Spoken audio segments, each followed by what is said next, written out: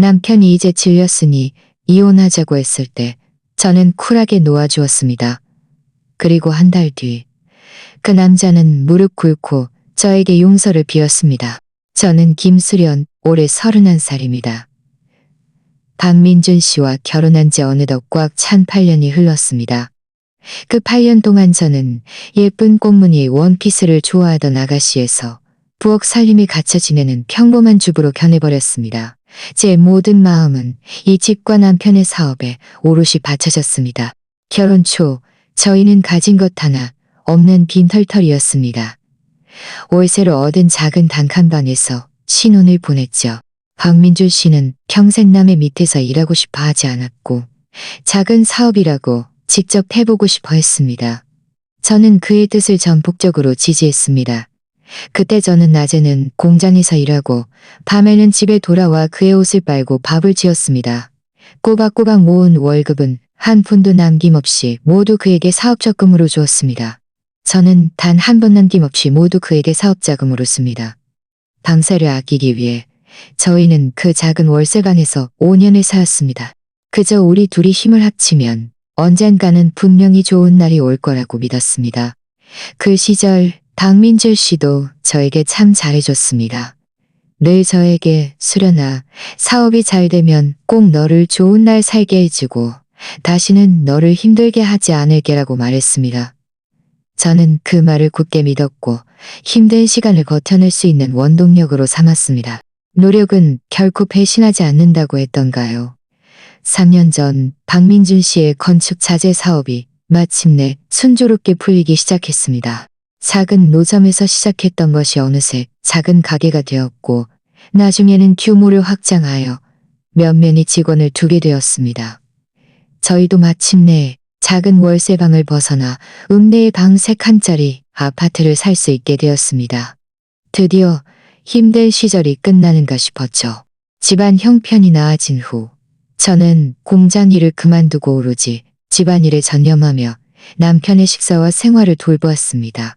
매일 아침 저는 동이 트기 전 일어나 아침밥을 지었고 그가 아무리 늦게 돌아와도 언제나 따뜻한 밥을 차려주었습니다. 그의 옷과 신발은 제가 항상 깨끗하고 단정하게 정돈했습니다. 저는 이제야 저희의 좋은 날이 시작되었다고 믿었습니다. 하지만 저를 기다리고 있던 것은 마른 하늘에 날벼락 같은 사건이었습니다. 그날은 저희 결혼 8주년 기념일이었습니다. 저는 특별히 그가 좋아하는 음식들로 한 산 가득 차리고 와인 한 병도 사서 함께 축하하고 싶었습니다. 하지만 오후 5시부터 밤 10시가 넘도록 그는 돌아오지 않았습니다. 몇 번을 전화한 끝에 겨우 그가 전화를 받았습니다. 전화기 너머 박민준 씨의 목소리는 차갑게 식어 있었고 평소의 다정함은 찾아볼 수 없었습니다. 그는 수련아, 나 오늘 밤엔 집에 안 들어가. 중요한 얘기할 게 있어. 라고 말했습니다. 제 가슴이 덜컥 내려앉았습니다. 정 내려앉았습니다. 저는 무슨 중요한 얘긴데 오늘 우리 결혼기념일이잖아 라고 물었습니다. 그는 음식으로 가득 채워진 기념일을 끊었습니다. 그는 몇 초간 침묵하더니 말했습니다. 기념일 따위 축하할 것도 없어. 내일 집에 가서이. 축하할 것도 없어. 식탁 위의 음식들은 차갑게 식어갔고 제 마음도 함께 식어갔습니다. 불길한 예감이 들었습니다. 뭔가 좋지 않은 일이 생길 것만 같았습니다. 다음 날 아침 박민준 씨가 돌아왔습니다. 그는 말끔한 새 양복을 입고 있었고 머리는 단정하게 올렸으며 몸에서는 낯선 향수 냄새가 풍겼습니다. 그 향수는 제 것이 아니었고 그가 평소에 어울리던 사업 파트너들의 냄새도 아니었습니다. 그는 서류 가방을 소파에 툭 던져놓고 제 맞은편에 앉았습니다. 그의 표정은 마치 낯선 사람처럼 차가웠습니다. 저는 그를 보며 불안감이 점점 커지는 것을 느꼈습니다. 조용히 물었습니다. 어제 어디 갔었어? 나한테 무슨 할 얘기라도 있어? 박민준 씨는 제가 막 달아준 물을 한 모금 마시더니 고개를 들어 저를 똑바로 쳐다보며 한마디 한마디 또렷하게 말했습니다. 수련아, 우리 이혼하자. 이혼. 그 두 글자는 마치 무거운 망치처럼 제 심장을 살게 내리쳤습니다. 저는 한참을 멍하니 있다가 제 귀를 믿을 수 없어 떨리는 목소리로 물었습니다. 뭐라고? 박민준, 지금 무슨 말을 하는지 알아? 우리 이렇게 오랜 세월 쌓아온 정을 이혼하자고 하면 다 끝나는 거야. 그의 얼굴에는 조금의 미안함도 없었고 오히려 짜증 섞인 표정이 스쳤습니다. 그는 말했습니다. 우리 사이의 정은 진작에 없어졌어. 너랑 같이 있는 거 이제 질렸어. 매일 너 같은 초라한 아내 얼굴 보는 거 정말 지루해. 질렸다고? 초라한 아내? 저는 그를 보며 눈물이 왈칵 쏟아졌습니다. 저는 이 가정을 위해, 그를 위해 제 청춘과 모든 것을 바쳤는데 결국 돌아온 건 이 두 단어뿐이었습니다. 저는 울먹이며 말했습니다. 박민준, 내가 당신을 위해 이렇게 많은 걸 희생했는데 어떻게 그런 말을 할 수 있어? 당신이 처음에 나한테 뭐라고 했는지 잊었어. 나를 좋은 날 살게 해주고 다시는 힘들게 하지 않겠다고 했잖아. 그건 나 옛날 얘기잖아. 지금 와서 그런 말이 무슨 소용이야? 박민준 씨는 제 말을 끊었고 목소리는 더욱 차가워졌습니다. 박민준 씨는 제 말을 끊었고 목소리는 더욱 차가워졌습니다. 그 사람은 젊고 예쁘고 너보다 나를 더 잤어. 알고 보니 그는 이미 외도를 하고 있었던 겁니다. 저는 그제야 왜 그가 요즘 들어 자꾸 늦게 들어왔는지, 왜 저에게 점점 차갑게 돼 있는지, 왜 그의 몸에서 낯선 향수 냄새가 풍겼는지 모든 것을 이해했습니다. 저는 눈앞에 익숙하면서도 낯선 남자를 보며 가슴이 칼로 베이는 듯한 고통을 느꼈습니다. 저는 눈물을 꾹 참으며 물었습니다. 누구야? 너희 둘 얼마나 만났어? 박민준 씨는 숨기지 않고 말했습니다. 내 가게 직원이잖아. 이지혜라고. 내 가게 직원이잖아. 거의 1년이라고? 제가 아직도 이 가정을 위해, 그의 사업을 위해 어리석게 모든 것을 바치고 있을 때 그는 이미 다른 여자와 함께하고 있었던 겁니다. 저는 웃었습니다. 제 어리석음을 비웃었고, 제 순진함을 비웃었고, 지난 세월의 모든 희생이 개밥의 도토리였다는 사실을 비웃었습니다. 박민준 씨는 저를 보더니 서류 가방에서 이혼 합의서 가게 제 앞에 놓았습니다. 그리고 말했어. 이혼 합의서 한 장을 꺼내 제 앞에 놓았습니다.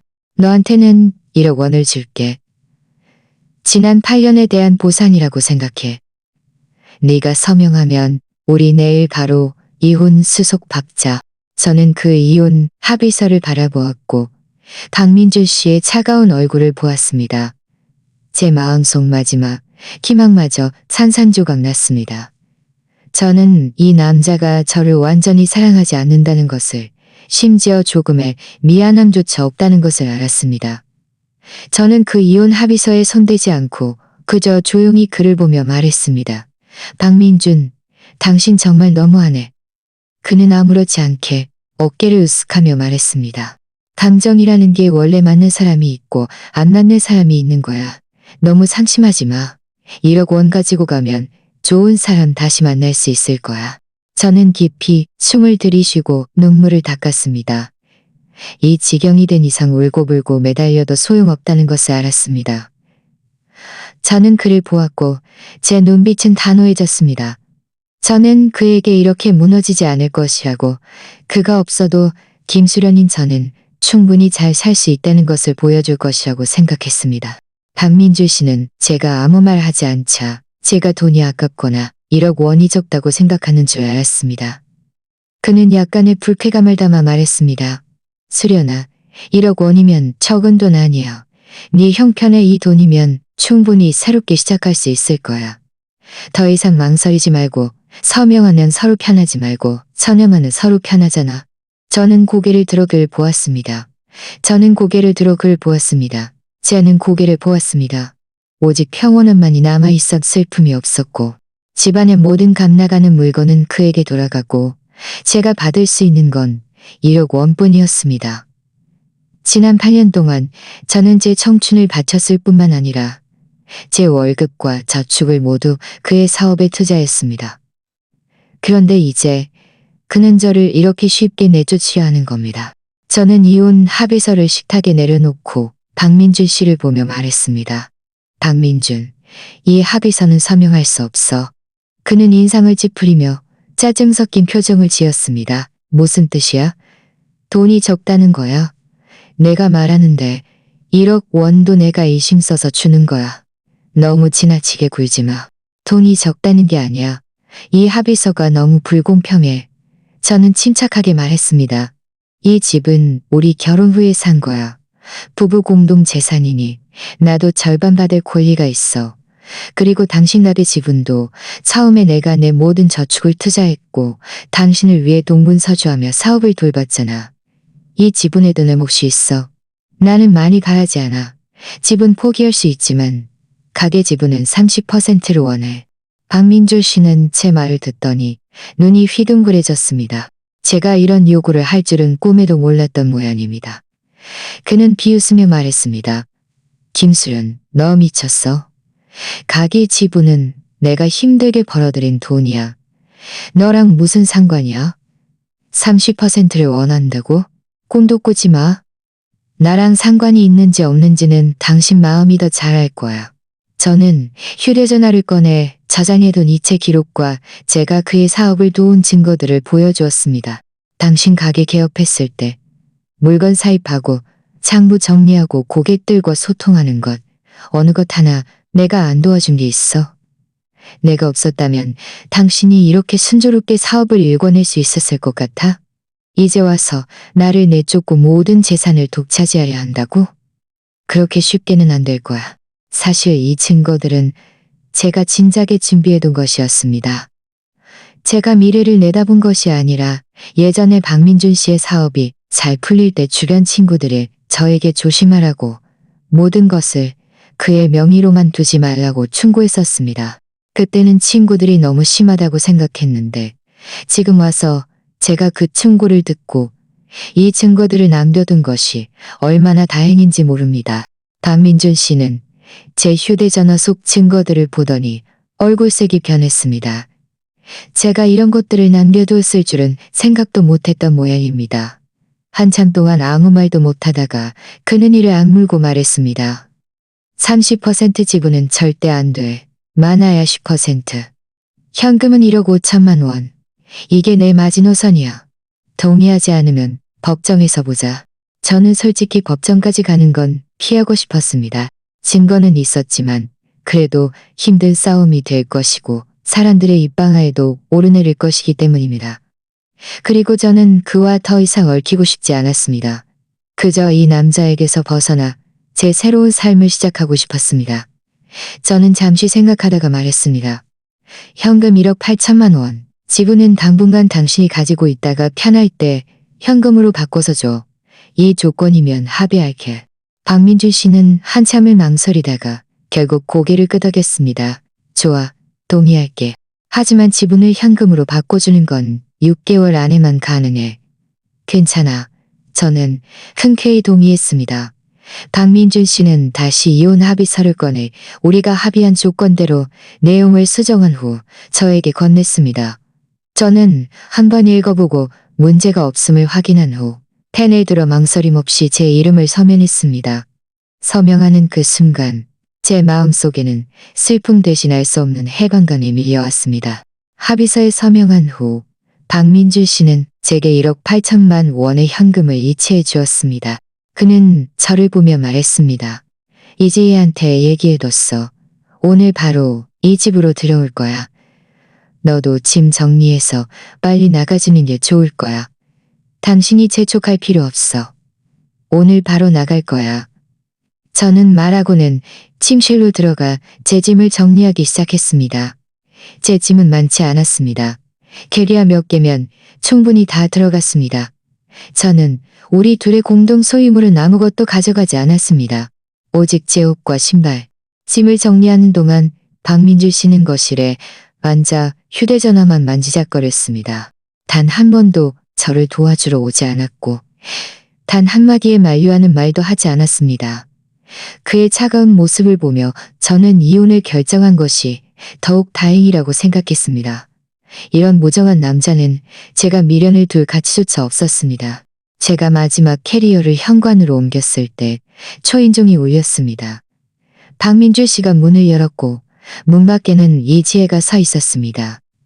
그녀는 섹시한 원피스를 입고 화려하게 화장한 얼굴로 제가 캐리어를 들고 있는 모습을 보자마득 의기아냐는 미소를 지었습니다. 이지혜는 제 앞으로 다가와 위아래로 저를 훑어보더니 비아냥거리는 투로 말했습니다. 김 언니, 이제 떠나시나 봐요. 하긴 민준 오빠랑 이혼했으니 빨리 이사 가는 게 맞죠. 여기 서서 민준 오빠랑 저 좋은 시간 보내는데 방해하지 말고요. 저는 차갑게 그녀를 보며 말했습니다. 여기는 한때 내 집이기도 했어. 내가 언제 떠나든 내 마음이지. 네가 상관할 바 아니야. 그리고 나는 박민준 씨랑 이미 이혼했으니 앞으로 그 사람이랑 잘 살아봐. 나처럼 결국 버림받는 신세가 되지 말고. 이지혜는 얼굴색이 변하며 반박하려 했지만 박민준 씨가 그녀를 붙잡고 말했습니다. 지혜야, 저런 사람 신경 쓰지 마. 그냥 가게 둬. 저는 비웃으며 더 이상 그들을 상대하지 않고 캐리어를 끌고 밖으로 나섰습니다. 건물 아래로 내려와 저는 3년간 살았던 이 아파트를 뒤돌아보았습니다. 한때는 이곳이 제 평생의 집이 될 줄 알았는데 결국 제가 가장 벗어나고 싶었던 곳이 되어버렸습니다. 저는 친정으로 가지도 않았고 다른 친척들을 찾아가지도 않았습니다. 제가 이혼했다는 것을 알면 분명히 걱정하실 것이고 입방아 찍기 좋아하는 친척들에게 쓸데없는 이야기를 들을 것이 뻔했기 때문입니다. 저는 젖은 최은주에게 전화해서 제가 이혼했으니 당분간 그녀의 집에 머물고 싶다고 말했습니다. 최은주는 어릴 때부터 저와 함께 자란 가장 친한 친구입니다. 라고 말했습니다. 라고 말했습니다. 라고 말했습니다. 라고 말했습니다. 제 이혼 소식을 듣자마자 그이 우리 집으로 와. 네가 있을 곳은 언제나 여기 있어. 전화를 끊고 저는 택시를 잡아 최은주의 집으로 향했습니다. 최은주는 이미 아파트 단지 입구에서 저를 기다리고 있었습니다. 제가 택시에서 내리자마자 그녀는 달려와 저를 힘껏 안아주었습니다. 그녀는 제 손을 잡고 말했습니다. 수련아, 얼마나 힘들었어. 자, 우리 집에 가자. 우리 집에 가자. 네가 제일 좋아하는 갈비찜 해놨어. 최은주의 집에 도착하자 그녀는 제게 깨끗한 옷을 찾아주며 먼저 샤워를 하라고 했습니다. 샤워를 마치고 나오니 따뜻한 김이 모락모락 나는 음식들이 식탁에 가득 찬 김이 모락모락 나는 음식들이 최은주는 끊임없이 제 접시에 음식을 덜어주며 말했습니다. 많이 먹어. 살이 너무 빠졌잖아. 이혼이 뭐 그리 대수라고. 너 같은 사람이 좋은 남자 못 만날 리 없어. 게다가 남자 없어도 우리끼리 충분히 잘 살 수 있어. 저는 최은주의 진심 어린 눈빛을 보며 마음이 따뜻해졌습니다. 가장 힘들고 의지할 곳 없던 순간에 다행히 그녀가 제 곁에 있어 주었습니다. 저는 젓가락을 들어 익숙한 맛의 음식을 먹었습니다. 다시 눈물이 멈추지 않고 흘러내렸습니다. 이번에는 슬픔 때문이 아니라 감동 때문이었습니다. 최은주는 제가 오는 것을 보더니 얼른 휴지를 건네며 말했습니다. 됐어, 됐어. 울지 마. 앞으로는 내가 옆에 있어줄게. 우리 같이 살자. 네가 하고 싶은 일 다 해. 내가 다 응원해줄게. 저는 눈물을 닦고 고개를 끄덕였습니다. 은주야, 정말 고마워. 나 괜찮아. 그냥 감격스러워서 그래. 이혼은 나에게 끝이 아니라 새로운 시작이야. 나는 반드시 잘 살아내서 박민준이랑 이지혜가 보게 할 거야. 그날 밤, 저는 최은주의 집 객실에 누웠습니다. 몸은 매우 피곤했지만 마음은 평온했습니다. 앞으로의 날들이 힘들 수도 있겠지만 저는 이미 준비가 되어 있었습니다. 저는 제 자신을 다시 찾고 새로운 삶을 살아가야겠다고 다짐했습니다. 최은주의 집에서 이틀을 보낸 후 저는 서서히 마음을 정리했습니다. 매일 아침 그녀와 함께 일찍 일어나 조깅을 했습니다. 신선한 공기를 마시고 길가의 꽃과 나무들을 보면서 제 마음속 먹구름도 점차 걷혀갔습니다. 최은주는 제가 답답해할까봐 매일 퇴근하고 돌아오면 저와 이야기를 나누었고 저를 이끌고 야시장에 가서 맛있는 음식을 먹으며 어떻게든 저를 기쁘게 해주려 했습니다. 어느 날 밤 저희는 소파에 앉아 텔레비전을 보고 있었습니다. 최은주가 갑자기 말했습니다. 수련아, 네가 언제까지 내 집에만 있을 수는 없잖아. 앞으로 어떻게 할지 계획을 세워야지. 앞으로 뭘 하고 싶은지 생각해봤어? 저는 손에 들었던 간식을 내려놓고 진지하게 생각했습니다. 결혼 전 저는 의류 공장에서 재봉사로 일한 적이 있었습니다. 솜씨가 꽤 좋았죠. 그때부터 저는 언젠가 제 작은 재봉 공방을 열어 제가 좋아하는 옷을 만들며 조용하고 안정적인 삶을 살고 싶다는 꿈을 꾸었습니다. 하지만 박민준 씨와 결혼한 후 그의 사업을 돕기 위해 일을 그만두고 모든 에너지를 가정에 쏟으면서 그 꿈은 점차 잊혀갔습니다. 저는 최은주를 보며 말했습니다. 은주야, 나는 재봉 공방을 열고 싶어. 재봉 공방? 최은주는 잠시 놀라더니 이내 웃으며 말했습니다. 그거 좋은 생각인데 네가 예전에 의류 공장에서 재봉사로 일했잖아. 솜씨도 그렇게 좋으니 재봉 공방 분명히 잘 될 거야. 게다가 네 성격도 온화하고 인내심도 많으니 분명히 가게를 잘 운영할 수 있을 거야. 최은주의 지지를 받자 저는 더욱 자신감을 얻었습니다. 하지만 지금 나한테 현금은 1억 8천만 원밖에 없고 나머지 지분 20%는 6개월 후에나 현금은 6개월 후에나 현금은 1억고 2개월 후에나 현금으로 받을 수 있어. 이 돈으로 재봉 공방으로 받을 수 있어. 이 돈으로 재봉 공방을 열기에 충분할지 모르겠어. 내일 내가 너랑 같이 가게 자리 보러 가줄게. 마침 내가 인테리어 하는 친구 몇 명 하니까 그때 저렴하게 견적 받아줄 수 있을 거야. 저는 감동하여 최은주의 손을 잡고 말했습니다. 은주야, 정말 고마워. 네가 없었으면 나 정말 어떻게 해야 할지 몰랐을 거야. 뭘 새삼스럽게 고마워해. 최은주는 제 손을 토닥이며 말했습니다. 우리는 가장 친한 친구잖아. 네 일은 내 일이나 마찬가지야. 게다가 나는 네가 재봉 공방을 분명히 잘 운영할 거라고 믿어. 나중에 나도 너한테 예쁜 옷 만들어 달라고 해야지. 다음 날 아침 일찍 저희 둘은 적합한 가게 자리를 찾아 나섰습니다. 저희는 임대료가 비싼 시내 중심가 대신 구시가지에 초점을 맞췄습니다. 구시가지 주민들은 대부분 토박이들이고 소비 수준도 적당히 해서 친근한 작은 재봉 공방을 열기에 적합하다고 생각했습니다. 저희는 오전 내내 돌아다니며 여러 가게를 보았지만 임대료가 너무 비쌌거나 위치가 너무 외진 곳이었습니다. 거의 포기하려던 참에 오래된 골목길에서 양도 나오는 작은 가게를 발견했습니다. 이 가게는 면적이 그리 크지 않았습니다. 대략 20제곱미터 정도였는데 인테리어는 간단했지만 깨끗하고 깔끔했습니다. 무엇보다 중요한 것은 임대료가 매우 저렴하다는 것이었습니다. 한 달에 1호만 원밖에 되지 않았고 권리금도 높지 않았습니다.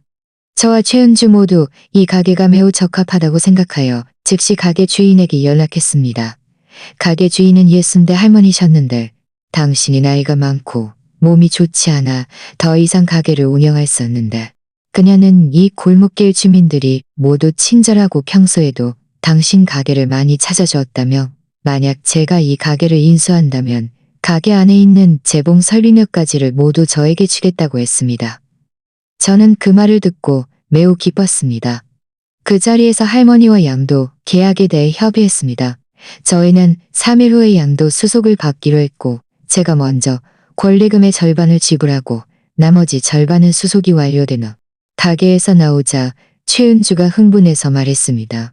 수련아, 너무 잘됐다. 드디어 적합한 가게를 찾았어. 이제 인테리어하고 개업 준비하는 일만 남았네. 내가 다 도와줄게. 저는 웃으며 말했습니다. 고마워, 은주야. 네가 있어서 정말 든든해. 다음 며칠 동안 저와 최은주는 눈코 뜰 새 없이 바빴습니다. 저희는 먼저 사업자 등록증 등 관련 서류를 처리하고 최은주가 아는 인테리어 업자에게 연락하여 인테리어 계획을 상의했습니다. 인테리어 업자는 제 사정을 알고 저를 많이 배려해 주었습니다. 최저 가격을 제시했을 뿐만 아니라 최대한 빨리 공사를 완료하겠다고 약속했습니다. 인테리어 기간 동안 저는 매일 가게에 가서 진행 상황을 살폈습니다. 텅 비어있던 작은 가게가 조금씩 따뜻하고 깔끔하게 변해가는 것을 보면서 제 마음은 기대감으로 가득 찼습니다. 최은주는 매일 퇴근하고 와서 제가 가게를 청소하고 물건을 정리하는 것을 도와주었고 가게 간판 디자인도 도와주었습니다. 저희는 가게 이름을 수련 재봉공방이라고 짓기로 했습니다. 간단하고 기억하기 쉬웠습니다. 어느 날 제가 가게를 청소하고 있는데 갑자기 휴대전화가 울렸습니다. 휴대전화를 보니 낯선 번호였습니다. 저는 잠시 망설이다가 전화를 받았습니다. 전화기 너머에서 익숙한 목소리가 들려왔습니다. 박민준이었습니다. 그는 수련아, 요즘 잘 지내? 친구한테 들었는데 네가 구시가지에 가게 얻어서 뭐 좀 하려는 모양이던데 라고 말했습니다. 저는 그가 갑자기 저에게 전화를 있어 없으면 저는 그가 갑자기 저에게 전화를 물을 줄은 상상도 못했습니다. 저는 차갑게 말했습니다. 내가 잘 지내든 말든 당신이라. 내가 무슨 상관없어. 그냥 네가 혹시 어려운 일이라도 겪고 있는지 물어보려고 했어. 혹시 돈이 필요하면 내가 도와줄 수도 있어. 비록 우리가 이혼했지만 그래도 부부였던 점이 있는데 네가 힘들어하는 거 보고 싶지 않아. 저는 비웃었습니다. 박민준, 위선 떨지 마. 처음에 나랑 이혼할 때는 부부였던 점 같은 거 생각 안 했잖아. 이제 내가 새로운 삶을 시작하려 하니까 갑자기 좋은 사람인 척 나타나서 이럴 필요 있어. 내가 말하는데 내가 아무리 힘들어도 당신 돈은 한 푼도 안 받아. 그 돈은 당신 옆에 있는 이지혜한테 났어. 말을 마친 저는 그가 대답할 틈도 주지 않고 전화를 끊었습니다. 그리고 그 번호를 수신 차단했습니다. 저는 더 이상 박민준 씨와 엮이고 싶지 않았습니다. 그의 위선적인 모습이 역겨웠습니다. 마침 최은주가 물건을 갖다 주러 왔다가 제 얼굴색이 좋지 않은 것을 보고 물었습니다. 수련아, 무슨 일이야? 누가 전화했어? 저는 박민준 씨가 전화한 일을 그녀에게 말해주었습니다. 최은주는 그 말을 듣고 격분했습니다. 박민준 그 남자 정말 뻔뻔하네. 처음에 너를 그렇게 잔인하게 버려놓고 이제 네가 가게 연다고 하니까 다시 나타나서 귀찮게 하려는 거야? 신경 쓰지 마. 앞으로 또 전화 오면 그냥 끊어버려. 저는 고개를 끄덕였습니다. 알아. 이미 그 번호 수신 차단했어. 더 이상 그 사람이 내 기분에 영향을 주게 하지 않을 거고 내 새로운 삶을 방해하게 하지 않을 거야. 얼마 지나지 않아 재봉 공방 인테리어가 완료되었습니다. 저와 최은주는 함께 가게 안에 재봉 설비들을 배치하고 원단과 실타래도 들여놓았습니다. 새롭게 단장한 작은 가게를 보면서 제 마음은 성취감으로 가득 찼습니다. 저는 이곳이 단순한 재봉 공방이 아니라 제 새로운 인생의 출발점이라는 것을 알았습니다. 개업 전날 저는 특별히 과일과 사탕을 사서 찾아오는 이웃들과 친구들에게 나눠줄 준비를 했습니다. 최은주는 제 친구들과 아파트 단지 채팅방에 홍보도 해주었고 많은 지인들이 개업 단일에 와서 저를 응원하겠다고 말했습니다. 밤에 저는 침대에 누워 뒤척이다 잠이 오지 않았습니다. 다음 날 개업이 기대되기도 했지만 사업이 잘 안 될까봐 긴장되기도 했습니다. 최은주는 제 마음을 알아채고 저를 위로해 주었습니다. 수련아, 걱정하지 마. 네 솜씨도 그렇게 좋고 사람도 성실하니까 분명히 사업 잘 될 거야. 내일 내가 일찍 와서 도와줄게. 내가 있잖아. 저는 최은주의 진심 어린 눈빛을 보며 긴장감이 점차 사라지는 것을 느꼈습니다. 저는 고개를 끄덕였습니다. 네가 있으니 아무것도 두렵지 않아. 나는 내 새로운 삶을 맞이할 준비가 됐어. 다음 날 아침 일찍 저는 동이 트기 전에 일어났습니다.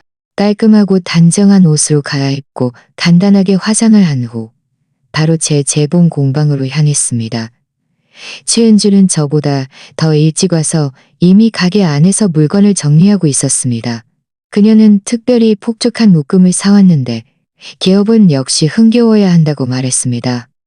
저는 과일과 사탕을 문 앞 작은 탁자에 진열하고 가게 안의 재봉 설비들을 다시 한번 점검하여 모든 것이 문제없는지 확인했습니다. 7시 반쯤 이웃들이 속속 잠에서 깨어나기 시작했습니다. 제 재봉 공방이 개업한 것을 보고 많은 사람들이 모여들었습니다.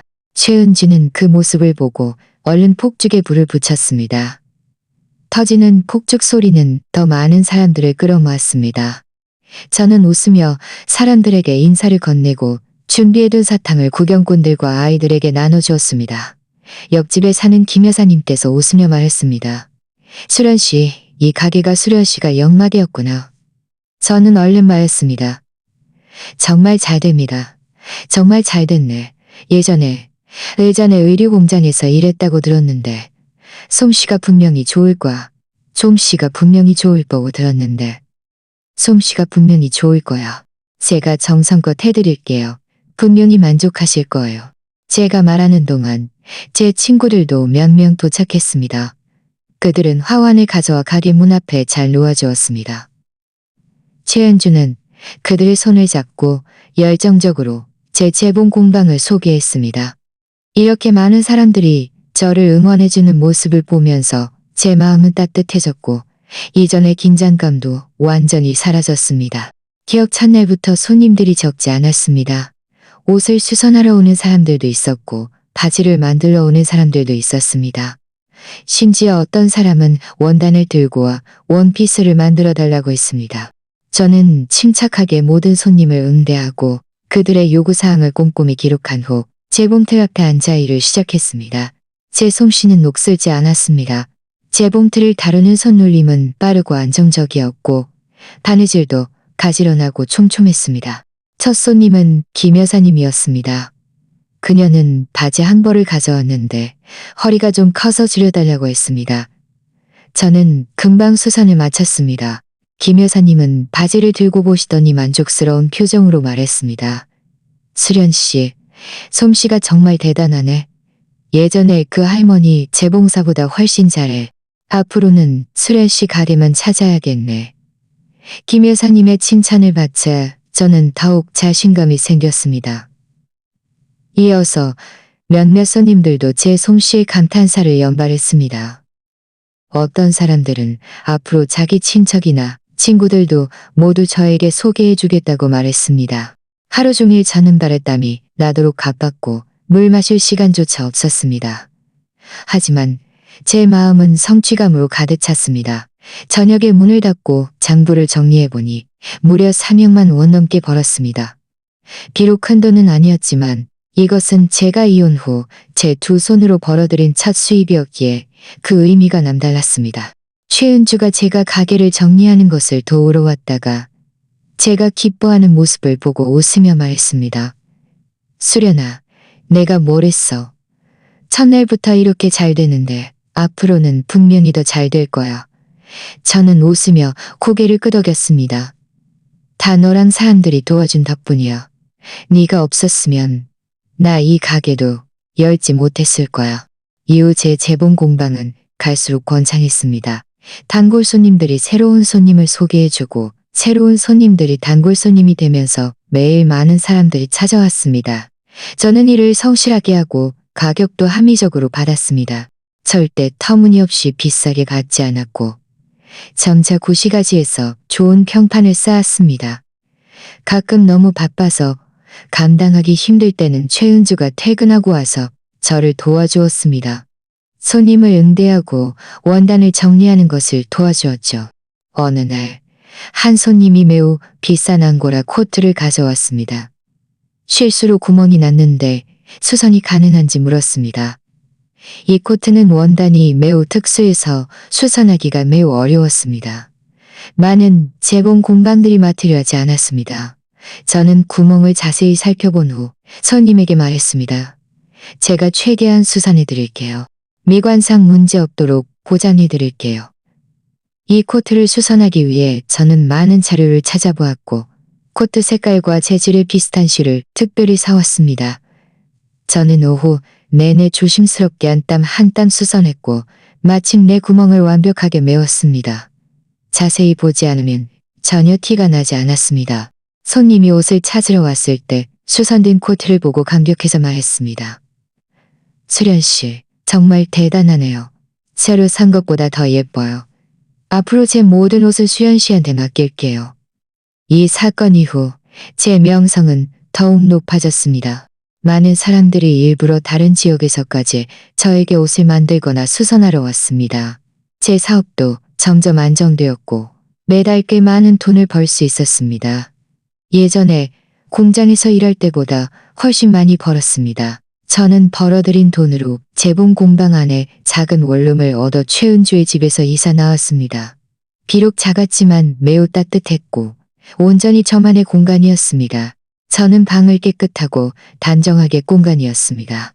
한편 박민준 씨와 이지혜의 삶은 순탄치 않았습니다. 최은주에게서 들은 바로는 제가 이사 간 후 이지혜가 그 집에 들어왔다고 합니다. 이지혜는 예전에 가게 직원이었을 뿐 집안일을 해본 적이 전혀 없었습니다. 집안은 엉망진창이었고 음식 솜씨도 형편없었다고 합니다.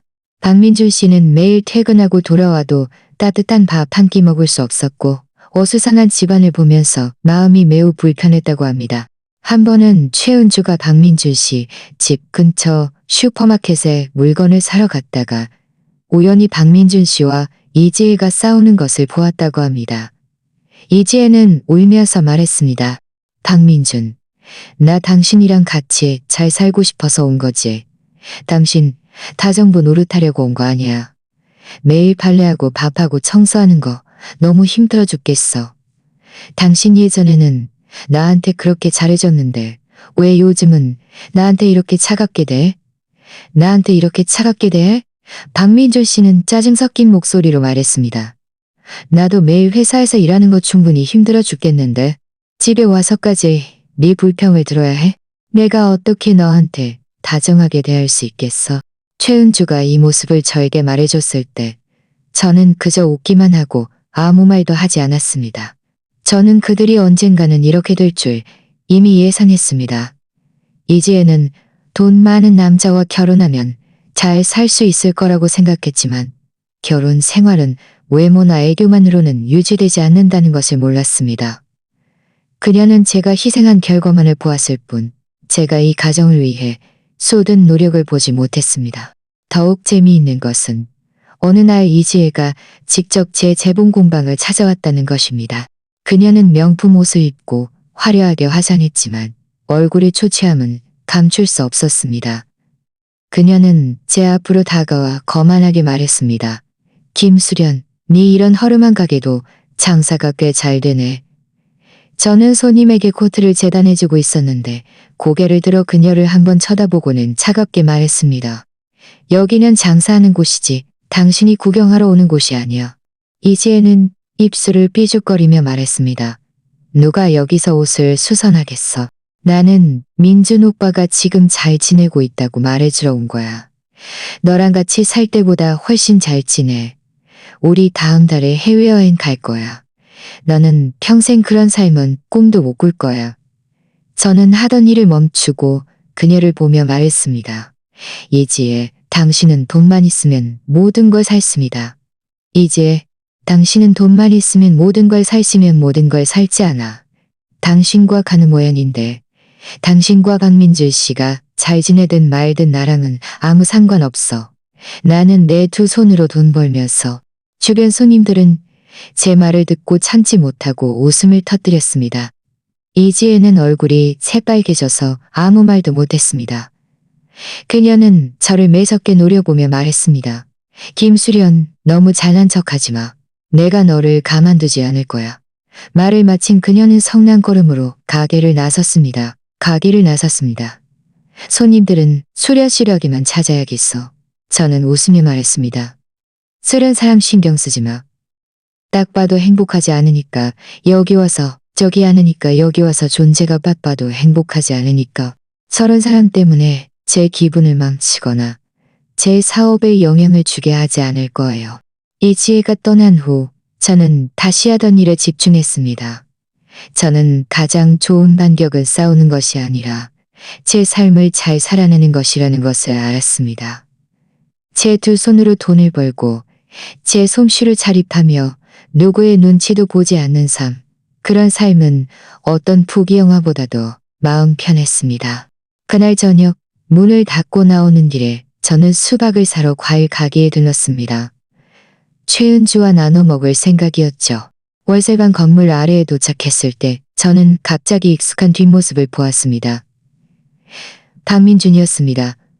그는 건물 아래에 서서 마치 저를 기다리는 듯 했습니다. 제 가슴이 덜컥 내려앉았고 저는 돌아서서 가려고 했습니다. 하지만 박민준 씨가 저를 불렀습니다. 수련아, 잠깐만. 할 말이 있어. 저는 발걸음을 멈추고 차갑게 그를 보았습니다. 박민준, 우리 사이에 더 이상 할 말 없어. 이미 당신 번호도 씁니다. 박민준 씨는 제 앞으로 다가왔습니다. 그의 얼굴에는 피곤한 기색이 역력했습니다. 수련아, 네가 아직 화나 있는 건 알아. 하지만 이번에 너를 찾아온 건 정말 중요한 일 때문이야. 걔는 아무것도 할 줄 몰라. 집안을 엉망진창으로 만들어 놓고 매일 퇴근하고 돌아와도 따뜻한 밥 한 끼 먹을 수가 없어. 나는 네가 집안일을 제일 잘 돌보는 거 알잖아. 혹시 가끔 집에 와서 나한테 밥 좀 해줄 수 없을까? 내가 돈은 줄게. 그의 말을 듣자 저는 제 귀를 의심할 수 없었습니다. 그가 저를 찾아온 것이 무슨 중요한 일 때문이라고 생각했는데 알고 보니 그와 이지혜를 위한 가정부 노릇을 해달라는 것이었습니다. 저는 웃었습니다. 눈물까지 흘릴 뻔했습니다. 저는 그를 보며 말했습니다. 박민준, 당신 미쳤어? 당신이 처음에 나를 버릴 때는 내가 얼마나 잘해줬는지, 생각 안 해버릴 때는 내가 얼마나, 당신 이지혜가 얼마나 잘해줬는지, 생각 안 해줬는지, 생각 안 했잖아. 이제 당신과 이지혜가 못 살겠으니까 나를 다시 찾는 거야. 말을 마친 저는 더 이상 그를 상대하지 않고 돌아서서 위층으로 올라갔습니다. 박민주 씨는 제 뒤에서 수련아, 내가 잘못했어. 다시 한번 기회를 줄 수 없을까? 라고 소리쳤습니다. 저는 뒤돌아보지도 않았고 발걸음을 멈추지도 않았습니다. 어떤 실수는 일단 저지르면 다시는 돌이킬 수 없다는 것을 알았기 때문입니다. 저와 그의 관계는 이미 끝났습니다. 저는 발걸음을 재촉하여 위층으로 올라가 열쇠를 꺼내 방문을 열었습니다. 박민주 씨의 외침을 문 밖에 가두었습니다. 문 뒤에 기대어 저는 크게 숨을 몰아쉬었습니다. 마음속으로는 화도 나고 어이가 없었습니다. 처음에 이혼하자고 한 것도 그였고 저랑 같이 있는 것이 질렸다고 말한 것도 그였습니다. 그런데 이제 살기 힘들어지니 저에게 돌아와 달라고 애원하는 겁니다. 세상에 그런 좋은 일이 어디 있습니까? 얼마 지나지 않아 휴대전화가 울렸습니다. 낯선 번호였습니다. 생각할 필요도 없이 박민주 씨가 번호를 바꿔서 전화한 것이 분명했습니다. 저는 바로 전화를 끊고 그 번호도 수신 차단했습니다. 저는 더 이상 그와 엮이고 싶지 않았습니다. 그가 제 기분과 삶에 영향을 주게 하고 싶지 않았습니다. 제가 이렇게 단호한 태도를 보였으니 박민준 씨가 포기할 줄 알았습니다. 하지만 그는 오히려 더욱 집요해졌습니다. 다음 날 아침 일찍 제가 재봉 공방 문 앞에 도착했을 때 박민준 씨가 가게 문 앞에 쪼그리고 앉아있는 것을 보았습니다. 그는 구겨진 양복을 입고 머리도 헝클어져 있었는데 매우 초췌해 보였습니다. 수련아, 왔어? 저는 인상을 찌푸리며 차꾸리고 왔습니다. 전혀 다른 사람이었습니다. 예전에 기세등등했던 그와는 전혀 다른 사람이었습니다. 어제 내가 이미 분명히 말했잖아. 우리 사이는 이미 끝났으니 더 이상 나를 귀찮게 하지 마. 수련아, 네가 아직 화나 있는 건 알아. 나도 예전에 내가 잘못했다는 거 알아. 박민준 씨는 제 앞으로 다가와 진심 어린 목소리로 말했습니다. 내가 한때 어리석어서 너랑 이혼하면 안 되는 거였는데, 너한테 상처 주는 말도 하면 안 되는 거였는데, 요즘 들어 많이 생각했어. 내가 가장 사랑하는 거였는데. 그때 많은 이웃들과 옷을 만들러 온 손님들이 저희 주변에 모여들어 수군거렸습니다. 저는 이렇게 많은 사람들 앞에서 그와 얽히고 싶지 않았습니다. 가게 문을 열며 말했습니다. 할 말이 열며 말했습니다. 할 말 있으면 들어와서 해. 여기서 내가 장사하는데 방해하지 말고. 박민주 씨는 저를 따라 가게 안으로 들어왔습니다. 나는 동의하지 안으로 들어왔습니다. 저는 그에게 물 한 잔을 따라주고 재봉틀 앞에 앉아 어제 미처 끝내지 못한 옷을 꺼내 원단을 어제 미처 끝내지 못한 옷을 꺼내. 나 이래야 해. 박민주 씨는 물을 한 모금 마시고 컵을 내려놓으며 말했습니다. 수련아, 네가 지금 이혼 얘기를 받아들이기 힘든 건 알아. 내가 강요하지는 않을게. 그냥 다시 한번 생각해보라고. 우리 8년 동안 같이 있었으니 그래도 정이 남아있잖아. 예전에 내가 잘못했어. 네 희생을 알아주지 못했지. 앞으로는 내가 변할게. 너한테 잘해주고 너를 공주처럼 떠받들 거야. 저는 하던 일을 멈추고 고개를 들어 그를 보며 말했습니다. 박민준, 더 이상 그런 쓸데없는 말 하지 마. 정이라고? 당신이 나한테 이혼하자고 하면서 질렸다고 말했을 때는 우리 사이에 정이 있다는 거 생각 안 했어? 지금 와서 그런 말을 하니 우습지 않아? 내가 말하는데 나 김수련은 평생 결혼 안 해도 당신과는 다시 합치지 않을 거야. 수련아, 내가 잘못했어. 정말 잘못했어. 박민준 씨의 목소리에는 흐느낌이 섞여 있었습니다. 내가 떠난 후로 내가 너 없이 제대로 살 수 없다는 걸 깨달았어. 이지에게대로 살 수 없다는 걸 깨달았어. 매일 퇴근하고 돌아와서 어수선한 집안에게 불평이나 듣는 거 정말 지긋지긋해. 그건 당신이 스스로 선택한 길이야. 아무리 힘들어도 당신이 직접 걸어가야 해. 저는 차갑게 말했습니다. 처음에 당신이 이지혜랑 같이 있고 싶어 했잖아. 이제 살기 힘들어지니까 내 좋은 점이 생각나는 거야? 늦었어. 박민준 씨는 제가 단호한 태도를 보이자 잠시 침묵하더니 다시 화제를 바꾸었습니다. 수련아, 네가 지금 사업 잘하고 있는 건 알아. 하지만 여자가 혼자 사업하는 게 쉽지 않아. 내가 도와줄 수 있어. 사업하는 친구들도 많이 하니까 내가 네 재봉 공방 규모를 키워서 더 많은 돈을 벌게 해줄 수 있어. 필요 없어. 고마워. 저는 망설임 없이 거절했습니다. 제 재봉 공방은 제 두 손으로 한 땀 한 땀 한 땀 한 땀 일궈낸 것이었습니다. 당신의 도움은 필요 없어. 비록 많이 벌지는 못하지만 모든 돈은 깨끗한 돈이고 마음 편하게 쓰는 돈이야. 수련아, 왜 이렇게 고집이 세? 박민준 씨는 조금 초조해하며 마음 교조해하며 말했습니다. 내가 도와주면 훨씬 편하게 살 수 있을 거야. 내 일은 당신이 상관할 바 아니야. 저는 일어서서 문 쪽을 가리키며 말했습니다. 박민준, 이제 가봐야 할 시간이야. 안 가면 경비 아저씨 부를 거야. 박민준 씨는 제 단호한 눈빛을 보며 더 이상 매달려도 소용없다는 것을 알았습니다. 그는 어쩔 수 없이 말했습니다.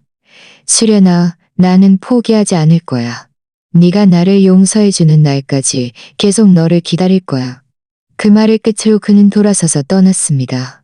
박민준 씨가 떠난 후 가게 손님들은 저를 위로하며 말했습니다. 수련 씨, 저런 사람 신경 쓰지 마. 저런 남자는 잃고 나서야 소중함을 아는 법이지. 화낼 가치도 없어. 맞아요, 수연 씨. 지금 사업도 이렇게 잘 되고 얼굴도 점점 좋아지는데 그 사람 필요 없어요. 앞으로 또 오면 우리가 쫓아내 줄게요. 저는 웃으며 말했습니다. 다들 고마워요. 저 괜찮아요. 그 사람이 제 사업이나 기분에 영향을 주게 하지 않을 거예요. 겉으로는 괜찮다고 말했지만 박민준 씨의 집요한 구애는 제 마음을 매우 불편하게 만들었습니다. 그가 이렇게 집요할 줄은 정말 몰랐습니다. 그가 다시 저를 귀찮게 하는 것을 피하기 위해 저는 최은주에게 이 일을 말했습니다. 최은주는 그 말을 듣고 격분했습니다. 박민준 그 남자 정말 뻔뻔하네. 수련아, 걱정하지 마. 앞으로 내가 매일 퇴근하고 너를 데리러 올게. 혹시 또 와서 귀찮게 하면 내가 혼내줄 거야. 최은주의 도맹 덕분에 저는 한결 안심이 되었습니다. 다음 며칠 동안 박민준 씨는 정말로 재봉 공방에 와서 저를 귀찮게 하지 않았습니다. 저는 그가 드디어 마음을 정리하고 포기했다고 생각했습니다. 하지만 그는 제 친척들에게까지 찾아갔습니다. 그날 오후 제가 손님에게 겨울 코트를 재단해주고 있는데 엄마에게서 갑자기 전화가 왔습니다.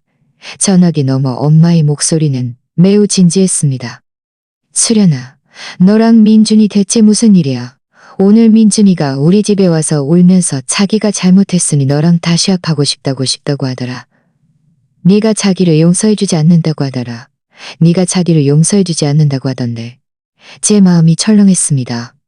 박민준 씨가 엄마에게까지 찾아갈 줄은 상상도 못했습니다.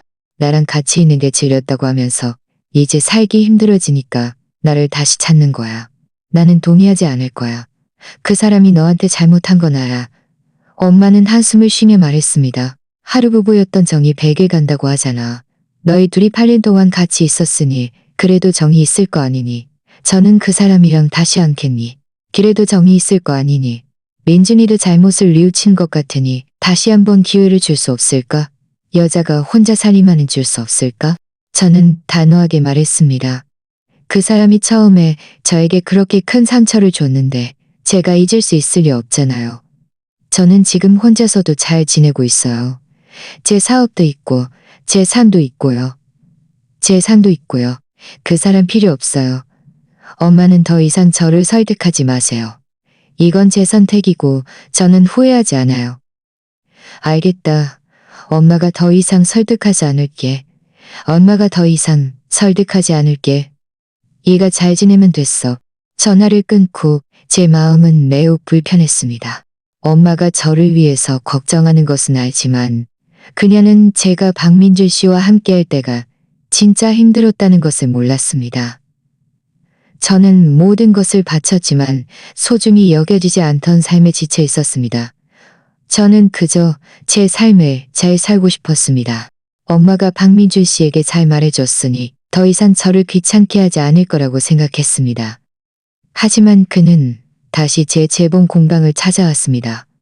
이번에는 다시 합하자는 말을 하지 않고 구겨진 셔츠 한 벌을 들고 와서 말했습니다. 수련아, 이 셔츠는 네가 예전에 나한테 만들어준 거야. 내가 아주 아끼는 건데 이제 좀 낡았어. 네가 다시 수선해주고 똑같은 걸로 한 벌 더 만들어줄 수 없을까? 저는 그 셔츠를 보면서 만감이 교차했습니다. 이 셔츠는 제가 박민준 씨와 결혼했을 때 그에게 만들어준 것이었습니다. 그때는 형편이 좋지 않아 원단도 제가 한참 돈을 모아서 산 것이었습니다. 그가 아직도 이걸 가지고 있을 줄은 몰랐습니다. 박민준 씨는 제가 아무 말 하지 않자 제가 마음이 흔들렸다고 생각하는 듯 황급히 말했습니다. 수련아, 네가 아직 나를 사랑하는 거 알아. 그렇지 않으면 이 셔츠에 이렇게 깊은 감정이 있을 리 없잖아. 다시 한번 기회를 줄 수 없을까? 내가 너한테 정말 잘해줄게. 저는 정신을 차리고 그 셔츠를 그에게 건네며 말했습니다. 박민준, 이 셔츠는 내가 수선해줄 수도 없고 만들어줄 수도 없어. 우리는 이미 이혼했으니 더 이상 당신을 위해 아무것도 하고 싶지 않아. 이거 가지고 돌아가. 앞으로 다시는 나를 찾아오지 마. 박민준 씨는 셔츠를 받아들고 실망한 표정을 지었습니다. 수련아, 네가 정말 그렇게 매정해? 내가 매정한 게 아니라 당신이 처음에 너무 냉정했어. 저는 차갑게 말했습니다. 가봐. 더 이상 여기서 내가 장사하는데 방해하지 말고. 박민준 씨는 제 눈밑에서 절망을 보았습니다. 그는 한참을 침묵하더니 결국 돌아서서 떠났습니다. 그의 쓸쓸한 뒷모습을 보면서 제 마음속에는 조금의 동정도 없었고 오직 해방감만이 느껴졌습니다. 저는 이제 그가 정말로 포기할 것이라는 것을 알았습니다. 저녁에 최은주가 저를 데리러 왔습니다. 저는 박민준 씨가 저를 찾아와 셔츠를 고쳐달라고 한 일을 그녀에게 말해주었습니다. 최은주가 말했습니다. 박민준 그 남자 정말 수단과 방법을 가리지 않네. 다행히 네가 단호해서 넘어가지 않았어. 수련아, 걱정하지 마. 앞으로 내가 계속 옆에 있어줄게. 그 사람이 다시는 너를 상처 주지 못하게 할 거야. 저는 최은주의 손을 잡고 말했습니다. 은주야, 고마워. 네가 있으니 정말 든든해. 나는 지금 내 제잘 고마워. 네가 있으니 정말 든든해. 나는 지금 내 재봉 공방을 잘 살고 싶을 뿐이야.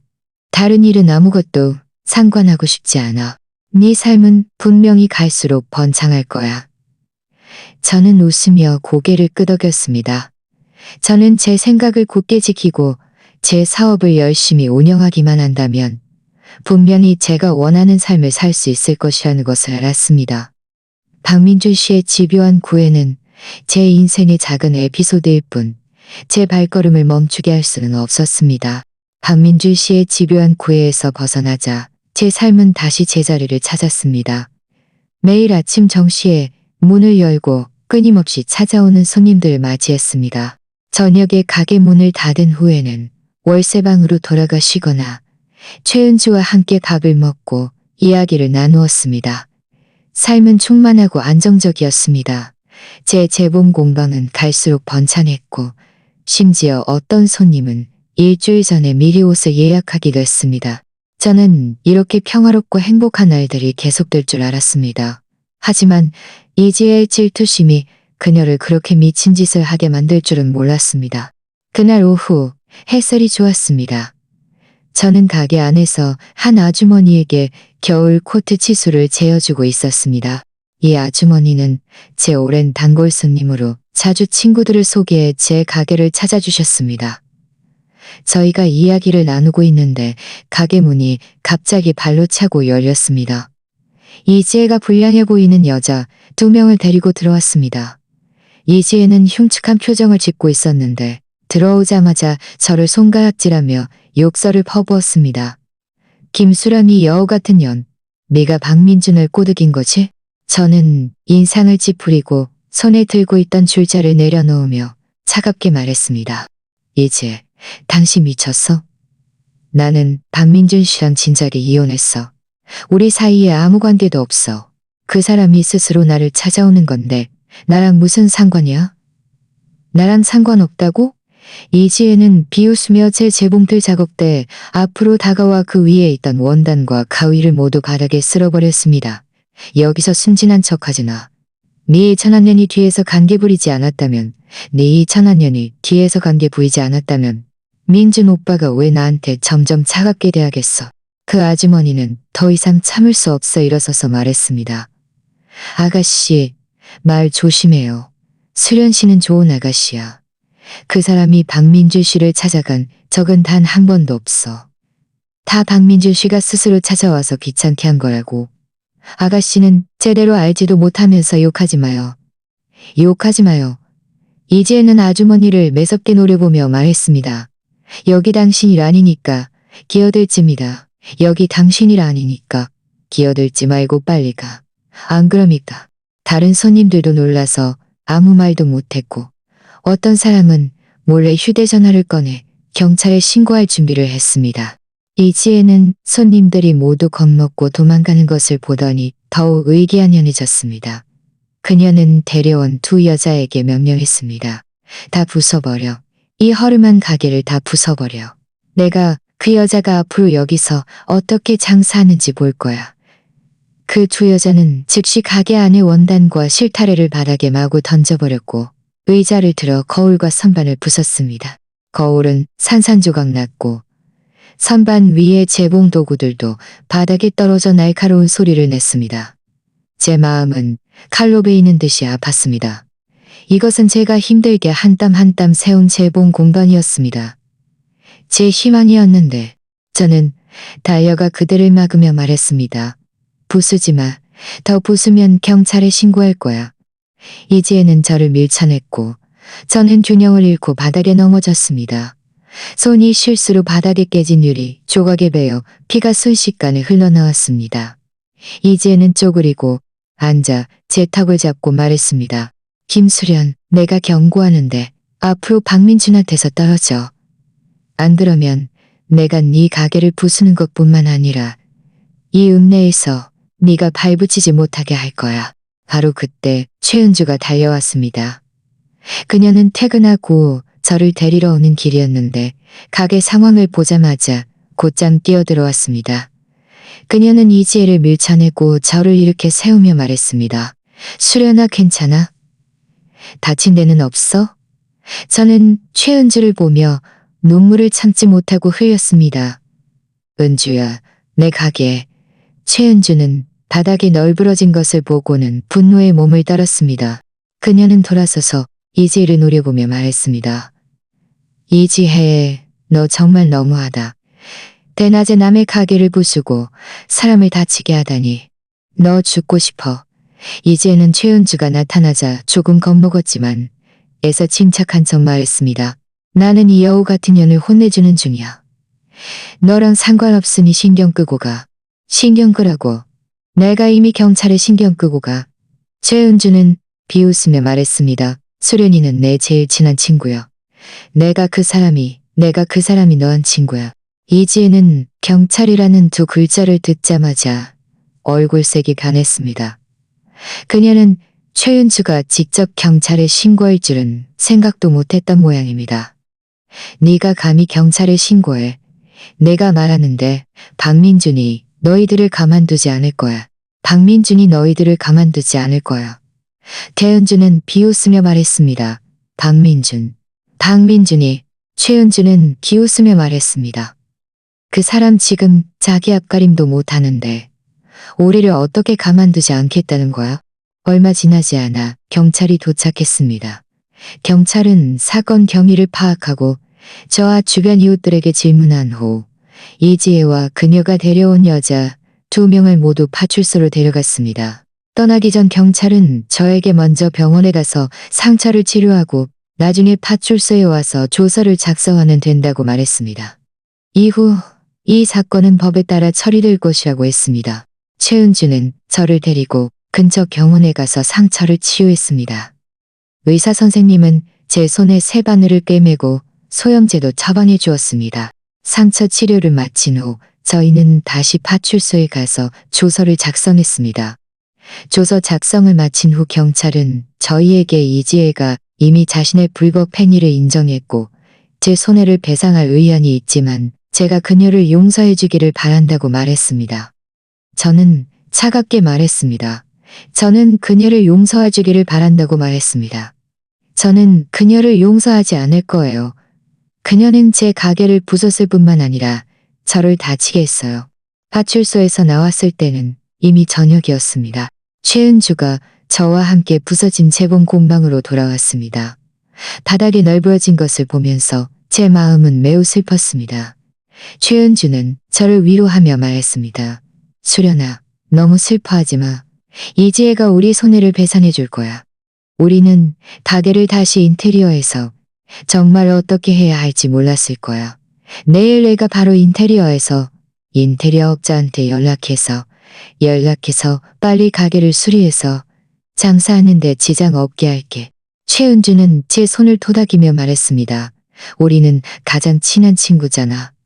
내가 당연히 너를 도와줄 거야. 게다가 사악함은 결코 정의를 이길 수 없어. 이지혜 같은 사람은 분명히 합당한 대가를 치를 거야. 하지만 저는 이지혜가 수그러들기는커녕 오히려 더욱 심하게 저에게 보복할 줄은 몰랐습니다. 그녀는 읍내의 각종 재래시장, 슈퍼마켓, 학교 근처에서 헛소문을 퍼뜨렸습니다. 제가 품행이 단정치 못한 여자이고 결혼 중에 외도했으며 전 남편을 꼬드겨서 그래서 박민준 씨에게 이혼당했다는 것이었습니다.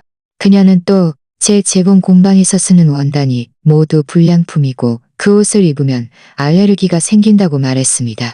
이 헛소문은 순식간에 읍내 전체로 퍼져나갔습니다. 이미 예약했던 손님들은 모두 예약을 취소했고 일부 단골 손님들도 저에게 의심을 품기 시작하며 제 재봉 공방에 더 이상 오지 않았습니다. 제 사업은 천길 낭떠러지로 떨어졌고 매일 파리만 날렸습니다. 더욱 화가 나는 것은 한 번은 제가 재래시장에 물건을 사러 갔다가 진실을 모르는 아주머니들에게 둘러싸여 비난을 받았다는 것입니다. 그들은 저를 손가락질하며 도덕적으로 타락했다고 비난했고 심지어 저를 재래시장에서 쫓아냈습니다. 저는 너무 억울했지만 어떻게 해명해야 할지 몰랐습니다. 최은주는 이 일을 알고 격분했습니다. 그녀는 이지혜가 헛소문을 퍼뜨린 증거들을 모아주었고 친구들을 동원해 저를 위해 해명해 주었습니다. 하지만 헛소문의 전파 속도는 너무 빨랐고 많은 사람들이 진실보다는 헛소문을 더 믿으려 했습니다. 제가 헛소문으로 고통받고 있을 때 박민준 씨의 사업에도 큰 문제가 생겼습니다. 최은주의 친구에게서 들은 바로는 박민준 씨가 최근 투자 실패로 인해 모든 저축을 날렸을 뿐만 아니라 엄청난 빚까지 졌다고 합니다. 그의 건축 자재 가게도 자금난으로 인해 이미 문을 닫았다고 합니다. 알고 보니 박민준 씨는 저와 이혼한 후 자신감이 넘쳐 자신이 사업 수완이 뛰어나다고 생각했습니다. 그는 누구의 만류도 듣지 않고 모든 자금을 매우 위험한 프로젝트에 투자했습니다. 결국 프로젝트는 실패했고 그는 완전히 망했습니다.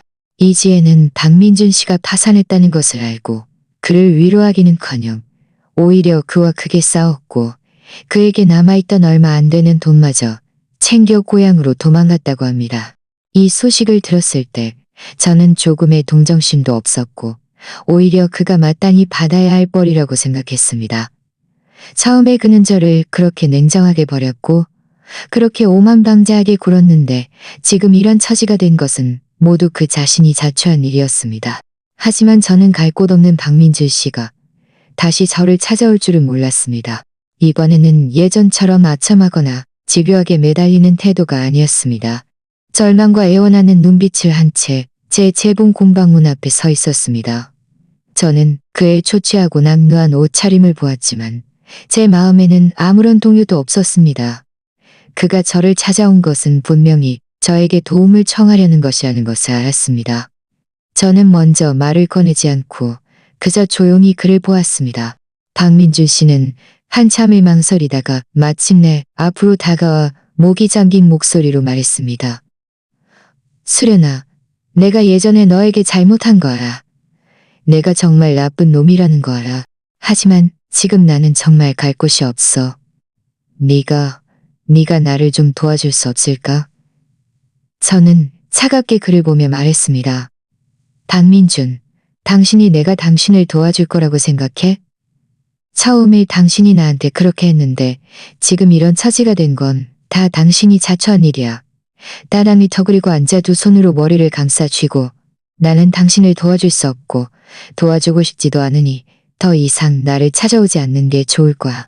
저는 그를 무시하고 돌아서서 가게 안으로 들어갔습니다. 그리고 가게 문을 닫았습니다. 저는 제 위기가 아직 끝나지 않았다는 것을 알았지만 쉽게 포기하지 않을 것이라고 생각했습니다. 반드시 방법을 찾아 헛소문을 해명하고 제 재봉 공방을 다시 잘 운영할 것입니다. 가게 문을 닫고 저는 문에 기대어 섰습니다. 마음속은 억울함과 분함으로 가득했습니다. 저는 아무 잘못도 하지 않았는데 이지혜에게 이렇게 악의적인 보복을 당하고 진실을 모르는 사람들에게 비난받아야 했습니다. 하지만 저는 이렇게 질 수 없었습니다. 재봉 공방은 제 노력의 결실이었고 제가 다시 일어설 희망이었습니다.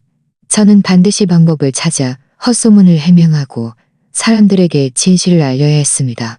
저는 마음을 가라앉히고 곰곰이 생각했습니다. 이지혜가 퍼뜨린 헛소문은 악의적이었지만 유리한 증거만 찾으면 하나하나 반박할 수 있었습니다.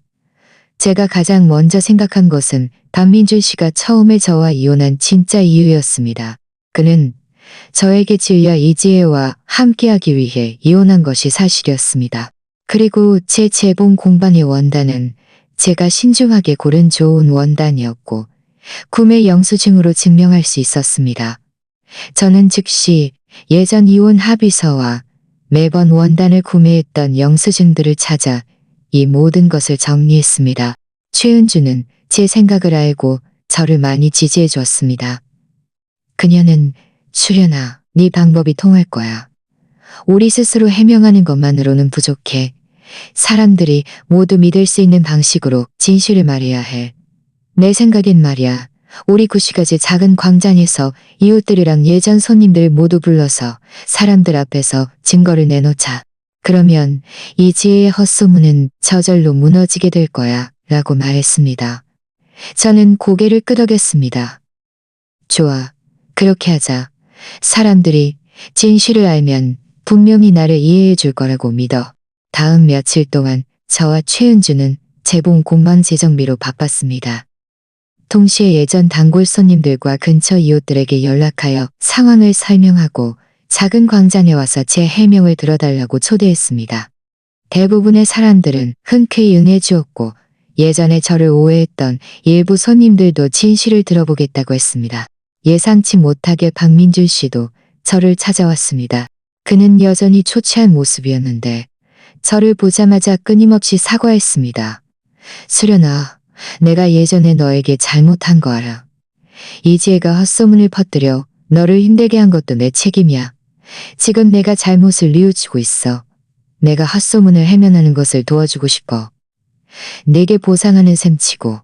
저는 그를 보면서 매우 불쾌했지만 다시 생각해보니 그가 이혼 당사자로서 이혼의 진실을 말하는 것이 더 설득력이 있으를 말하는 것이 만약 당신이 진심으로 보상하고 싶다면 사람들 앞에서 당신이 처음에 왜 나랑 이혼했고 당신과 이지혜가 어떻게 함께하게 되었는지 분명히 말해줘. 박민준 씨는 황급히 고개를 끄덕였습니다. 좋아, 분명히 말할게. 내가 반드시 네 해명을 도울게. 헛소문을 해명하는 날 작은 광장은 사람들로 가득 찼습니다. 저와 최은주는 일찍 도착하여 준비해둔 이혼 합의서와 구매 영수증들을 탁자 위에 진열했습니다. 이지혜도 어디서 소식을 들었는지 나타났습니다. 그녀는 사람들 뒤에 서서 험악한 표정으로 저를 노려보았습니다. 저는 깊이 숨을 들이쉬고 사람들 가운데로 걸어 들어가 큰 소리로 말했습니다. 이웃 여러분, 손님 여러분, 오늘 여러분을 모신 것은 몇 가지 일을 해명하기 위해서입니다. 최근 저에 대한 많은 헛소문이 돌고 있습니다. 제가 결혼 중에 외도했고 전 남편을 꼬드겼으며 제 재봉 공방에서 불량품 원단을 사용입니다. 이 모든 것은 거짓입니다. 이지혜가 고의로 헛소문을 퍼뜨립니다. 분명히 네가 품행이 단정치 못하면서 감히 나를 모함해? 내가 당신을 모함했는지 안 했는지는 사람들이 보면 다 알 거야. 저는 이혼 합의서를 꺼내 높이 들어 보이며 말했습니다. 이것은 저와 박민준 씨의 이혼 합의서입니다. 여기 분명히 쓰여 있듯이 저희는 박민준 씨를 바라보았습니다. 처음에 박민준 씨가 저랑 같이 있는 게 질렸으니 이지혜랑 같이 있고 싶다고 해서 박민준 씨는 앞으로 한 걸음 나아가 고개를 숙이며 말했습니다. 여러분, 이지혜 말 듣지 마세요. 처음에 제가 수련이한테 잘못한 게 맞습니다. 제가 수련이랑 이혼한 건 저와 이지혜가 함께하게 되었기 때문입니다. 그리고 제가 수련이한테 상처 주는 말도 많이 했습니다. 수련이는 결혼 중에 외도한 적이 없습니다. 제가 그 사람에게 잘못한 것입니다. 박민준 씨의 말에 사람들은 술렁거렸습니다. 모두 이지혜에게 시선을 집중했습니다. 이지혜는 얼굴이 새하얗게 질려 큰 소리로 말했습니다. 박민준, 거짓말하지 마. 분명히 그 여자가 당신을 꼬드긴 거야. 어떻게 그 여자 편을 들어줄 수 있어? 거짓말하는 거 아니야. 박민준 씨는 고개를 들고 단호한 눈빛으로 말했습니다. 처음에 제가 이지혜를 적극적으로 쫓아다닌 것입니다. 수련이랑은 아무 관계도 없습니다. 나중에 제가 사업에 실패하자 이지혜는 제게 남아있던 돈마저 챙겨 고향으로 도망갔습니다.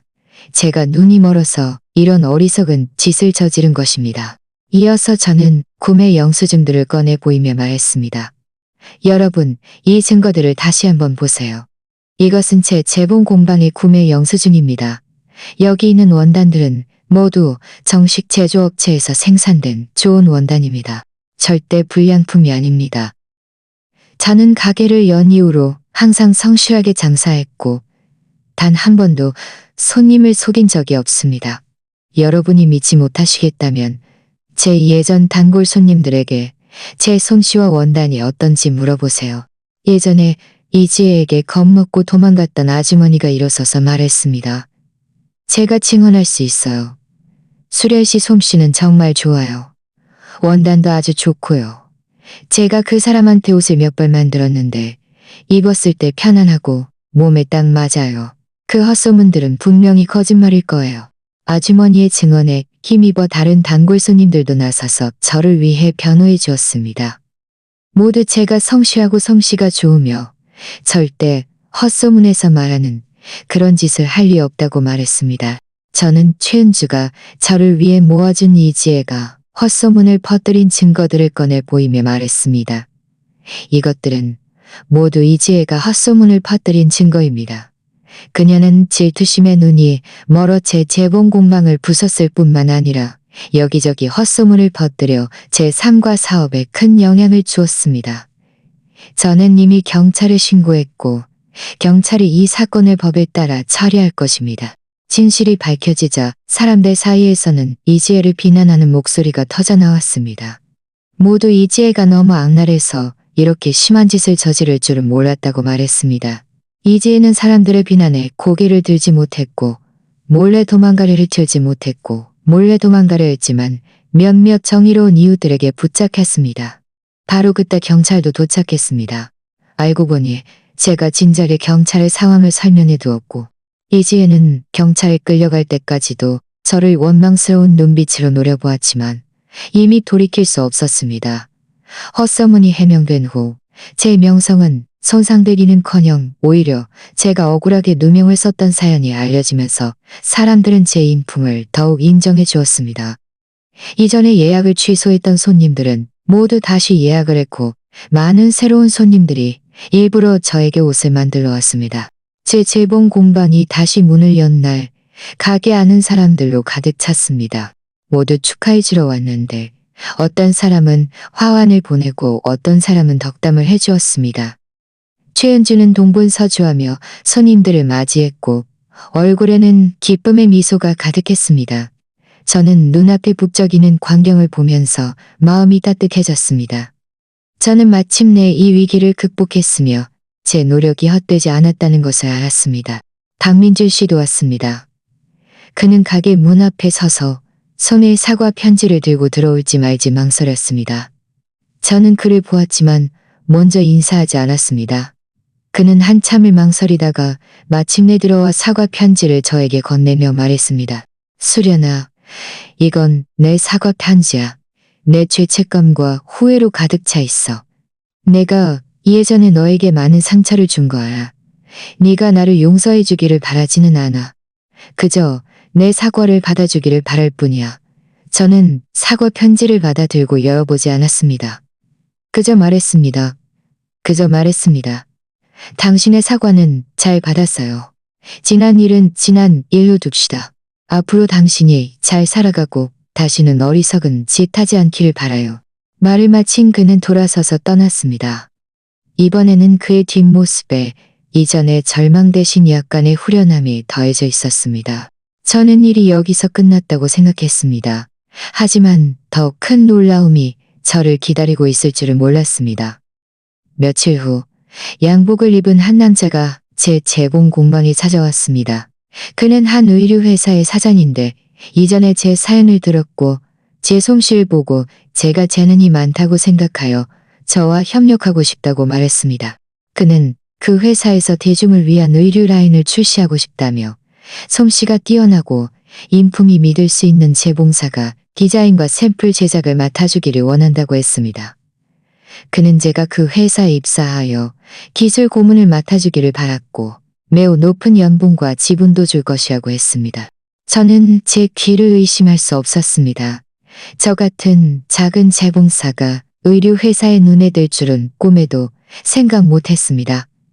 최은주는 이 소식을 듣고 저보다 더 기뻐하며 끊임없이 저를 설득했습니다. 수련아, 이거 정말 좋은 기회야. 너는 반드시 받아들여야 해. 이건 네가 더 많은 돈을 벌게 해줄 뿐만 아니라 네 솜씨를 더 많은 사람들에게 알릴 수 있는 기회잖아. 저는 잠시 망설이다가 말했습니다. 하지만 내 재봉 공방을 포기하기 싫어. 이건 내가 힘들게 세운 건데. 그 사장님은 웃으며 말했습니다. 김수련 씨, 걱정하지 마세요. 저희는 협력해서 함께 운영할 수 있습니다. 당신은 재봉 공방을 닫을 필요 없이 재봉 공방을 운영하면서 저희 회사 기자인 것에 이렇게 하면 당신의 노력의 결실도 지키고 당신의 가치도 실현할 수 있으니 이보다 더 좋을 수 있겠습니까? 사장님의 말을 듣자 저는 마음이 움직였습니다. 저는 고개를 끄덕이며 말했습니다. 좋아요. 받아들이겠어요. 제가 열심히 일해서 당신의 신뢰를 저버리지 않을게요. 그렇게 저는 제 재봉 공방을 지켰을 뿐만 아니라 더 좋은 발전 기회까지 얻게 되었습니다. 제 삶은 갈수록 순조로웠고 사업도 갈수록 번창했습니다. 박민주 씨는 나중에 평범한 직장을 구해 성실하게 살고 있다고 들었습니다. 이지혜는 헛소문을 퍼뜨리고 타인의 재물을 고의로 손괴한 죄로 법의 심판을 받았습니다. 제 모든 손해를 배상했을 뿐만 아니라 징역형까지 선고받았습니다. 저는 이 모든 것이 제가 마땅히 받아야 할 것이라는 것을 알았습니다. 저는 이혼의 충격에 무너지지 않았고 헛소문의 고통에 굴복하지 않았습니다. 오직 제 노력과 끈기로 한 걸음 어려움을 헤쳐나가 저만의 밝은 미래를 맞이했습니다. 저는 또한 한 가지 진리를 깨달았습니다. 여자는 언제나 스스로를 의지해야 한다는 것입니다. 오직 자신이 강해져야만 남에게 무시당하지 않고 자신이 원하는 삶을 살 수 있다는 것을요. 저를 상처 주었던 사람들은 결국 마땅한 대가를 치렀고 저는 제 노력과 끈기로 사업적 성공을 거두었을 뿐만 아니라 행복한 사랑까지 얻었습니다. 저는 제 미래가 갈수록 아름다워질 것이라는 것을 알았습니다. 의류회사와 협력한 후 제 삶은 갈수록 충만해졌습니다. 매일 아침 재봉 공방에 가서 그날 할 일을 처리한 후 회사에 가서 디자인과 샘플 제작에 대한 업무를 조율했습니다. 회사 동료들은 모두 저를 많이 배려해 주었고 사장님도 저를 매우 신뢰하며 큰 재량권을 주었습니다. 제 솜씨는 회사 전체의 인정을 받았고 제가 디자인한 샘플들도 시장에서 좋은 평가를 받았습니다. 제 수입도 예전보다 몇 배나 늘었습니다. 재봉 공방 인테리어 비용을 모두 갚았을 뿐만 아니라 읍내에 제 명의로 된 작은 아파트까지 사서 이사했습니다. 이사하는 날 최은주와 많은 단골 손님들이 이사를 도와주러 왔습니다. 모두 북적거리며 제 짐을 옮겨주었고 특별히 집들이 선물도 사왔습니다. 넓고 밝은 새 집을 보면서 제 마음은 감회로 가득했습니다. 박민준 씨에게 버림받은 후부터 제 사업과 집을 갖기까지 이 길을 걸어오는 동안 비록 힘들었지만 모든 것이 같이 있었습니다. 그날 제가 회사에서 재봉 공방으로 돌아와 문을 닫고 집에 가려는데 익숙한 뒷모습이 가게 문 앞에 쪼그리고 앉아있는 것을 보았습니다. 박민준이었습니다. 그는 전보다 더 초췌해 보였습니다. 머리카락은 많이 희끗희끗했고 뒷발엔 낡은 외투를 입고 있었으며 신발도 해져 있었습니다. 제가 다가오는 것을 보자 박민준 씨는 황급히 일어서서 애원하는 눈빛을 보였습니다. 저는 인상을 찌푸리고 아무 말도 하지 않은 채 가게 문 앞으로 곧장 걸어가 열쇠를 꺼내 문을 열 준비를 했습니다. 박민준 씨는 앞으로 한 걸음 나아가 저를 막으며 말했습니다. 수련아, 잠깐만. 하예기가 이미 나를 용서했다는 거 알았습니다. 알아, 네가 이미 나를 용서했다는 거 알아. 할 얘기가 있어. 저는 하던 동작을 멈추고 차갑게 말했습니다. 박민준, 우리 사이에 더 이상 할 말 없어.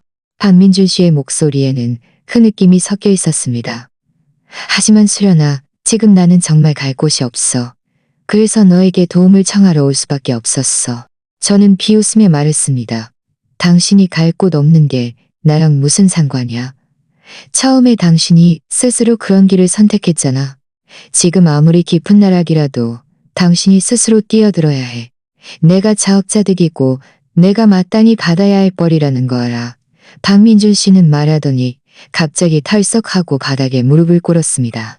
이 광경은 마침 지나가던 이웃들과 집으로 돌아가던 몇몇 손님들에게 목격되었습니다. 모두 저희 주변에 모여들어 수군거렸습니다. 저는 그의 이런 행동을 예상치 못했고 마음속으로 매우 불쾌했습니다. 저는 황급히 말했습니다. 박민준, 빨리 일어나. 할 말 있으면 일어서서 해. 여기서 망신당하지 말고. 하지만 박민주 씨는 일어나려 하지 않았습니다. 그는 고개를 들어 눈물을 흘리며 말했습니다. 수련아, 나는 일어나지 않을 거야. 오늘 네 용서를 받지 못하고 네 도움을 받지 못하면 나는 일어나지 않을 거야. 내가 예전에 너에게 많은 상처를 준 거야. 내가 인간도 아니고 나쁜 놈이었어.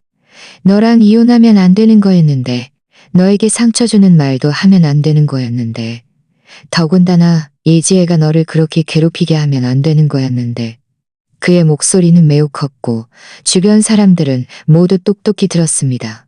모두 수군거리며 어떤 사람은 박민준 씨가 자업자득이라고 했고, 어떤 사람은 지금 후회해도 이미 늦었다고 했고, 박민주 씨는 이어서 말했습니다. 수련아, 네가 지금 잘 지내고 사업도 성공하고 집도 있다는 거 알아. 제발 나에게 다시 한번 기회를 줘. 우리 다시 합치자. 내가 너한테 정말 잘해줄게. 네가 예전에 받았던 모든 상처를 다 갚아줄게. 내가 네 재봉 공방도 돌봐주고 회사 일도 도와줄게. 나는 네 말이라면 뭐든지 들을 거야. 네가 시키는 대로 다 할게. 저는 비웃으며 눈물까지 흘릴 뻔했습니다. 당신은 나 김수련을 뭘로 보는 거야? 당신이 나랑 같이 있는 게 죄였다고 하면서 나랑 이혼하자고 했잖아. 필요할 때만 찾아 쓰고 실증나면 버리는 가정부로 보는 거야? 저는 잠시 말을 멈췄다가 이어서 말했습니다. 내가 말하는데 절대 안 돼. 나는 지금 아주 잘 지내고 있어. 내 사업도 있고 내 삶도 있어. 내 사업도 있고 내 삶도 있어. 내가 처음에 당신이 아무것도 없을 때 옆에 있어줄 수 있었던 것처럼 당신에게 버림받은 후에도 당신에게 버림받은 후에도 당신에게 매달리던 김수련이 아니야. 내가 잘못했어. 정말 잘못했어. 박민준 씨는 끊임없이 머리를 조아렸고 이마에서는 피가 흘러나왔습니다. 수련아, 제발 나에게 다시 한번 기회를 줘. 나 지금 빚이 너무 많아서 매일 빚쟁이들에게 쫓기고 있어. 직장도 잃었어. 나 정말 살 수가 없어. 네가 나를 도와주기만 한다면, 네가 나랑 다시 합치기만 한다면 나는 뭐든지 할 거야. 그의 비참한 모습을 보면서 제 마음속에는 조금의 동정심도 없었고 오직 통쾌함만이 느껴졌습니다. 저는 차갑게 말했습니다. 박민준, 당신이 빚진 돈은 당신이 투자 실패로 자초한 일이야. 나랑 아무 상관없어. 당신이 살 수 없다는 것도 당신 일이야. 나는 당신을 도와주지 않을 거고 당신과 다시 합칠 수도 없어. 저는 주변 사람들을 가리키며 말했습니다. 여러분, 이 사람이 바로 처음에 저를 버린 남자입니다. 처음에 그는 사업이 좀 잘 되자 제가 자기에게 어울리지 않는다고 생각했습니다. 저랑 같이 있는 게 질렸다고 하면서 굳이 저에게 어디 있지 않는다고 생각했습니다. 저랑 같이 있는 게 질렸다고 하면서 굳이 저에게 이혼을 요구했습니다. 저에게 다시 합하자고 애원하며 제가 어려움을 극복하는 것을. 맞아요. 수련 씨 말이 맞아요. 저런 남자는 자업자득이에요. 처음에 그렇게 냉정하게 굴더니 지금 후회하면 무슨 소용이에요? 수련 씨, 신경 쓰지 마세요. 저런 남자는 동정할 가치도 없어요. 박민준 씨는 사람들의 비난을 들으며 얼굴이 새하얗게 질렸고 몸은 끊임없이 떨렸습니다. 그는 이번에는 정말 기회가 없다는 것을 알았습니다. 그는 천천히 바닥에서 일어섰습니다. 그의 눈빛에는 절망이 가득했습니다. 저는 그를 보며 말했습니다. 박민준, 마지막으로 다시 한번 말하는데 앞으로 다시는 나를 찾아오지 마. 우리 사이는 이미 끝났어. 당신은 당신 삶을 살고 나는 내 삶을 살자. 서로 방해하지 말고. 말을 마친 저는 가게 문을 열고 그를 밖에 세워둔 채 문을 닫았습니다. 문 뒤에 기대어 저는 깊이 숨을 들이쉬었고 마음속은 더없이 가벼웠습니다. 제 마음을 짓눌렀던 마지막 돌덩이가 마침내 떨어져 나갔습니다. 다음 날 저는 박민주 씨가 너무 많은 빚을 갚지 못해 채권자들에게 고소당했고 결국 징역형을 선고받았다는 소식을 들었습니다. 이 소식을 들었을 때 제 마음에는 아무런 동요도 없었습니다. 이 모든 것은 그가 마땅히 받아야 할 벌이었고 그 자신이 한 걸음 한 걸음 자신을 나락으로 몰아넣은 결과였습니다. 날이 갈수록 제 사업은 더욱 번창했습니다. 재봉 공방의 사업은 안정적이었고 의류 회사와의 협력도 갈수록 순조로웠습니다. 사장님은 저를 디자인 부서의 팀장으로 승진까지 시켜주었습니다. 최은주도 자신만의 행복을 찾았습니다. 성실한 선생님과 결혼하여 행복하게 잘 살고 있습니다. 저희는 자주 함께 밥을 먹고 이야기를 나누며 서로의 삶을 공유합니다. 어느 날 제가 회사에서 야근을 하고 있는데 젊고 잘생긴 남자가 제 사무실로 들어왔습니다. 그는 회사의 새로운 기술이사였는데 이름은 정우진이었습니다. 그는 웃으며 말했습니다. 김 팀장님, 저는 팀장님 이야기를 진작에 들었습니다. 팀장님의 간인함과 노력에 감탄했습니다. 혹시 저와 저녁 식사 함께 하실 영광을 주실 수 있겠습니까? 저는 그의 진심 어린 눈빛을 보며 웃으며 어린 눈빛을 보며 웃으며 고며 정우진 씨는 매우 다정하고 배려심 깊은 사람이었습니다. 그는 제 사업을 매우 존중했고 제 재능을 매우 높이 평가했습니다. 저희는 함께 있으면 이야기가 잘 통했고 서서히 가까워져 연인 사이가 되었습니다. 1년 후 저와 정우진 씨는 결혼했습니다. 결혼식 날 많은 친척과 친구들이 찾아왔습니다. 최은주는 제 드러리를 서면서 눈물을 펑펑 흘렸습니다. 정우진 씨는 제 손을 잡고 다정하게 말했습니다. 정우진 씨는 제 손을 잡고 다정하게 말했습니다. 수련아, 앞으로 내가 너를 잘 돌다정하게 말했습니다. 저는 마침내 과거의 그림자에서 벗어나 저를 진정으로 소중히 여겨줄 사람을 찾았고 제가 원하는 삶을 살게 되었습니다. 저는 종종 생각합니다. 만약 그때 박민준 씨의 배신 때문에 제가 좌절하고 일어서지 못했다면 지금의 행복한 삶은 없었을 것이라고요. 여자는 어떤 상황에서도 자신을 잃지 말아야 합니다. 희망을 남자에게만 걸어서는 안 됩니다. 오직 자신이 강해져야만 남에게 무시당하지 않고 자신의 운명을 스스로 개척할 수 있습니다. 저를 상처 주었던 사람들은 결국 마땅한 대가를 치렀고 저는 제 노력과 끈기로 사업적 성공을 거두었을 뿐만 아니라 아름다운 사랑까지 얻었습니다. 저는 제 미래가 갈수록 아름다워질 것이라는 것을 알았습니다.